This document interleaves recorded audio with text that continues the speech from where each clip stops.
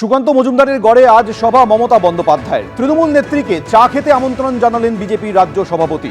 একই সঙ্গে উন্নয়ন নিয়ে আলোচনায় মুখ্যমন্ত্রীকে আমন্ত্রণ জানিয়েছেন বালুরঘাটের বিজেপি প্রার্থী।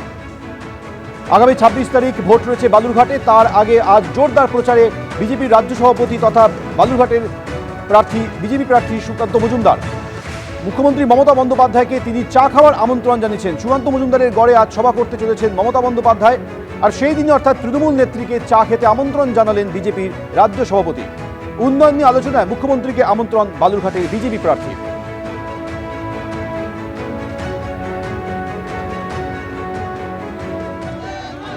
মুখ্যমন্ত্রী যে ধরনের কুরুচিকর শব্দ ব্যবহার করেছেন, এরপরে অমিত মালবের বিরুদ্ধে কেস করতে এটা লজ্জা লাগে না? দোকান কাটা হলে এটা সম্ভব, এবং এটা তৃণমূলের পক্ষে সম্ভব, অন্য কারোর পক্ষে সম্ভব না। মুখ্যমন্ত্রী যেসব শব্দ ব্যবহার করছে আমি তো বলতে পারবো না ক্যামেরার সামনে। ও তো রকেট ছেলেরা ব্যবহার করে। মুখ্যমন্ত্রীর চেয়ার ছেড়ে রকে বসা উচিত।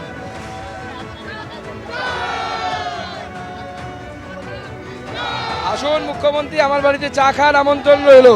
উনি এলে পরে ওনার সাথে এই জেলার উন্নয়ন নিয়ে আলোচনা করবো, এই লোকসভার উন্নয়ন নিয়ে আলোচনা করবো। এর আগে আজ সকালে নিজের শহরে প্রচারে বেরিয়েছিলেন সুকান্ত মজুমদার। জয়ের ব্যাপারে আত্মবিশ্বাসী বালুরঘাটের লোকসভা কেন্দ্রে বিজেপি প্রার্থী। সাংসদ তহবিলে টাকা খরচ করে জেলার সমস্ত রকম উন্নয়ন করেছি। নতুন নতুন ট্রেন সহ রেলে বিভিন্ন প্রকল্প উপহার দিয়েছি দক্ষিণ দিনাজপুর জেলাকে। তৃণমূলও বলতে পারবে না কোনো দুর্নীতি হয়েছে, দাবি করেছেন বালুরঘাটের বিজেপি প্রার্থী সুকান্ত মজুমদার। তার সঙ্গে কথা বলেছেন আমাদের প্রতিনিধি অর্ণব মুখোপাধ্যায়।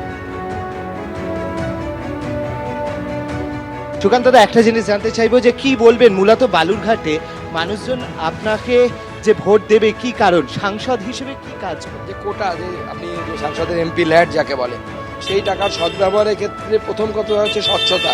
তৃণমূল কংগ্রেসের নেতারাও বলতে পারে না যে সুকান্ত মজুমদার এখান থেকে 1 পয়সা নিয়েছে, বলেও না, অভিযোগও নেই, ওরা বলার ক্ষমতাও নেই, কারণ আমরা এতটা স্বচ্ছতার সাথে কাজ করেছি।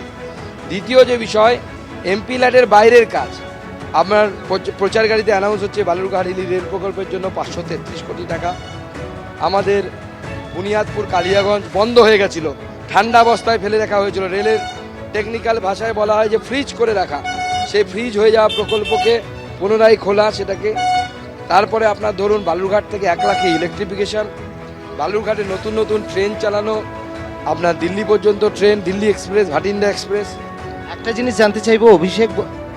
জিনিস জানতে চাইবো যে অভিষেক বন্দ্যোপাধ্যায় কালকে বলছেন যে সার্জিক্যাল স্ট্রাইক হবে এখানে, বিরোধীরা যেখানে ক্ষমতায় রয়েছে সেই জায়গাগুলোতে সার্জিক্যাল স্ট্রাইক হবে এখানে।